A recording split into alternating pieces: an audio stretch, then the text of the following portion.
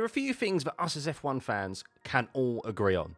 One of them is that we should have more purpose-built racetracks like Interlagos and Silverstone rather than more street tracks. Another one is that the racing guidelines are absolutely horrendous. And the last one is that Mohammed bin Sulayem should definitely not be the FIA president. And another one I think we can add to that list today is the condemnation and disagreement of John Elkann, who is the head of Ferrari, and his comments today basically blaming the Ferrari drivers for Ferrari's current issues and that they should talk less. Yes, you heard that correctly. Now, I'm paraphrasing there. The whole quote is on screen for you right now if you, for some reason, haven't seen it, because it's all anyone has been speaking about, and I'm probably the umpteenth video that you've seen today on this matter. So I'm not going to go too long on this, but I felt I couldn't not comment on this because this just sums up right here why Ferrari have failed and not won a championship for nearly 20 years. I mean, talk about out of touch. Just because you've got $2.8 billion, that's his estimated worth, doesn't mean you're necessarily a smart guy. He inherited this business. He was born into it. So he hasn't necessarily worked his way up here. And it clearly shows, because to compare the World Endurance Championship success, which is great success, to win a championship regardless of the circumstance with balance of power and so forth and the rules and regulations, is still an achievement. However, F1 is not got a balance of power rule set. It hasn't got that to try and keep the regulations fair. And if you pay any attention to the World Endurance Championship, well, there's been some criticism about the use of the balance of power over the past few seasons, especially since Ferrari have come back into the fold at the top of the scene there in the hypercar series. And since they've rejoined, they've had some very good success. But in F1, it is the complete opposite, and it just shows that his comments blaming the drivers, saying the engineers are doing a very good job. I mean, really? If you had any sort of insight, which you should have, about this team, especially over the last season, and where you were last season compared to now, relative, like, you are definitely not better off, and the engineers and designers have definitely not done a good job on this car. The drivers can only do what they can with the machinery underneath them. We have seen the Ferrari be decent, I think, for one race this year, and that's like be the best car, and that's the sprint race all the way back in China. And then the subsequent race, the next day, they got disqualified, and ever since then, we have heard lift and coast every single race weekend. The car is fundamentally flawed. They changed concept, God knows absolute why, from the end of last year when they were competing and pushed McLaren to the very end of the season, to the very last race for the Constructors' Championship. And someone somewhere within that team has decided to completely change concept in the last year of a regulation set. Make it make sense.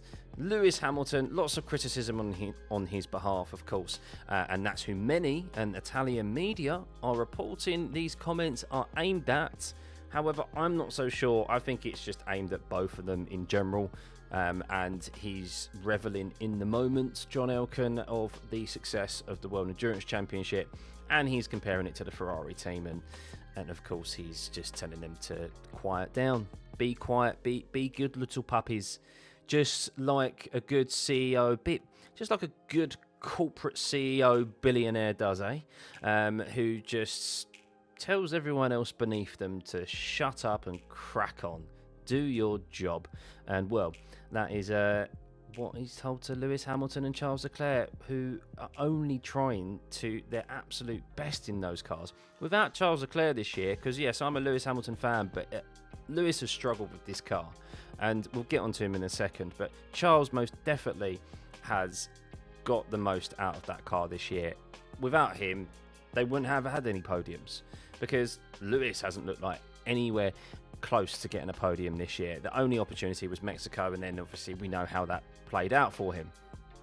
And Lewis has struggled with this car this year, and I do feel sorry for him to some extent. Now, some will go, "Oh no, how can you feel sorry for Lewis? He's one of the reasons they're doing so poor this year." Well, Lewis' fault. Imagine you're in Lewis's shoes, right? You've just spent the last 3 years in a regulation set that you absolutely despise, that you struggled in.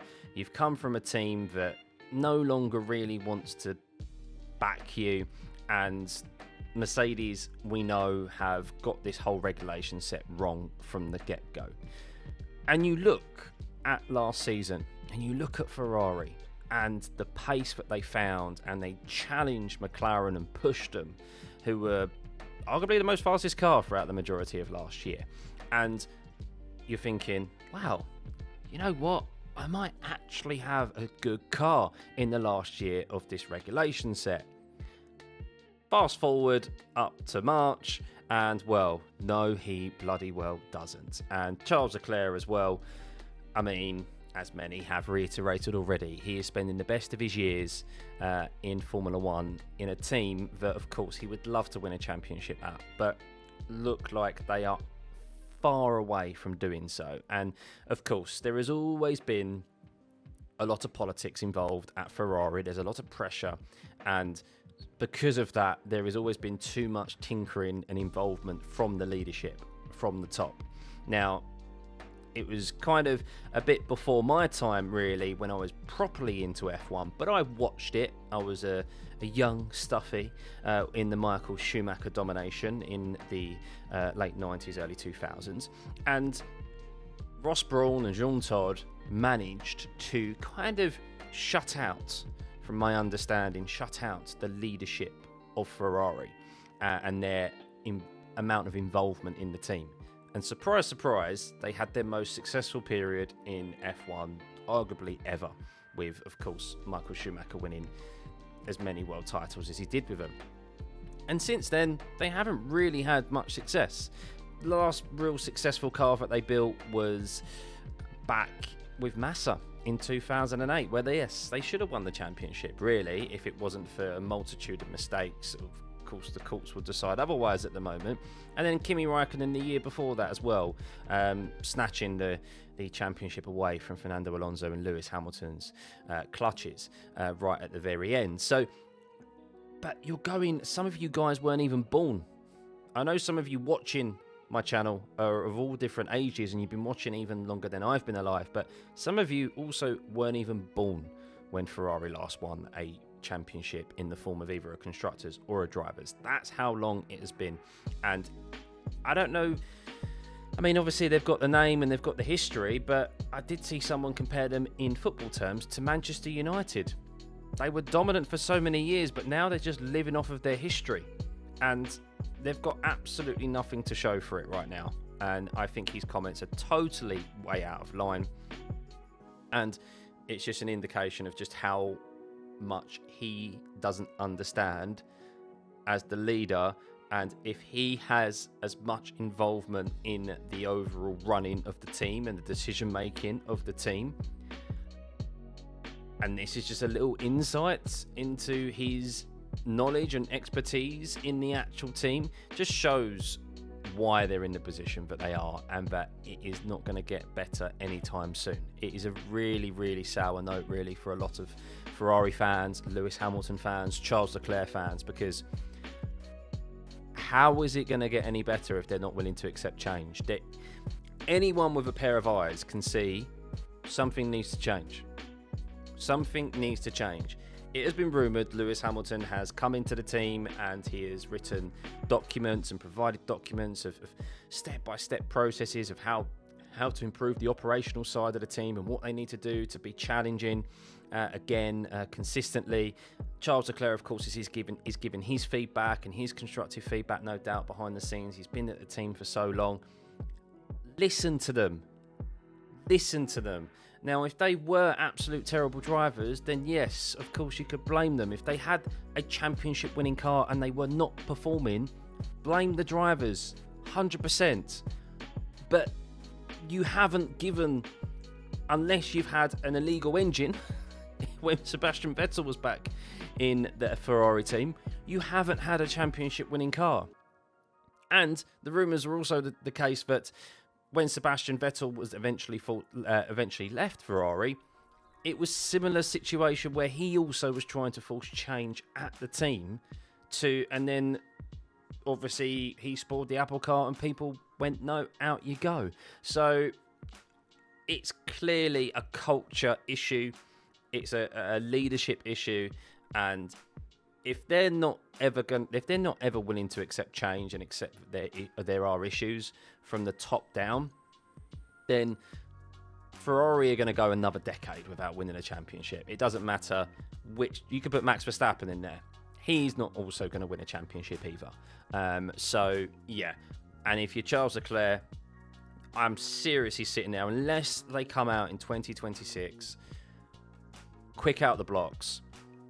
You're looking, if I'm Charles, I'm looking at trying to get to another team. Look at Mercedes, look at Red Bull, look at whoever it is who has an opportunity to move their way up the grid. Of course, Max is going to be doing the same as well. But for Charles, you can't spend your whole career at Ferrari. It's just, I'm sorry, win multiple drivers' championships at another team rather than just spending your whole time at Ferrari.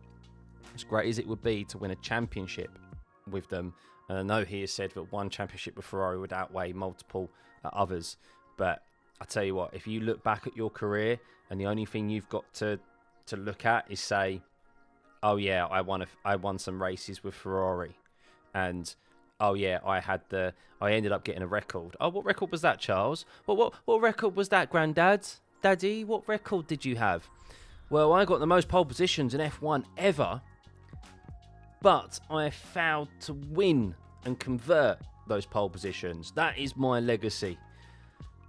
Not what you want as Charles Leclerc. You definitely want the legacy of more race wins at multiple race teams and, of course, least of all, a Drivers' World Championship.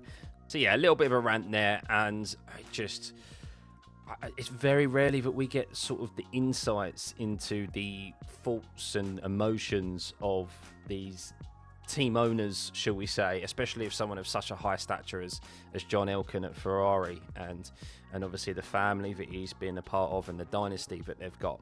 But that just shows why they have had no success for so long, and it doesn't look like it's going to turn around anytime soon. And yeah, Fred, I actually look at Fred Vasseur in a different light now, and also feel very sorry for him that he has to deal with this. And I imagine he has a very, very tough job. And of course, rumours are that if they don't get going in the next 6 months in 2026, then he'll be gone. But how many team principals have they gone through in recent memory? It's clearly not their fault. It's, as I said, it evidently starts at the top.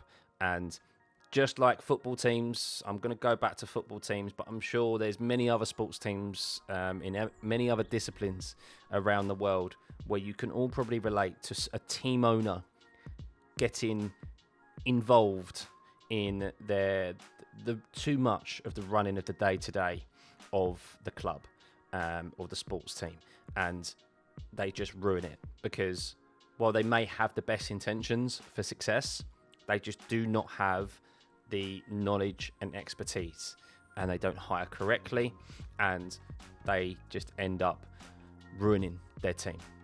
And it takes something big for them to take a step back or eventually sell on that team to new owners who then hire the right people, the professionals, and leave them to do their job and provide them the funding and finances necessary to do so and be as successful as they possibly can. And it seems like that is definitely what Ferrari needs, and specifically what Jen Elkann needs to be told. Sit down, shut up, and let the big boys and the professionals do their job.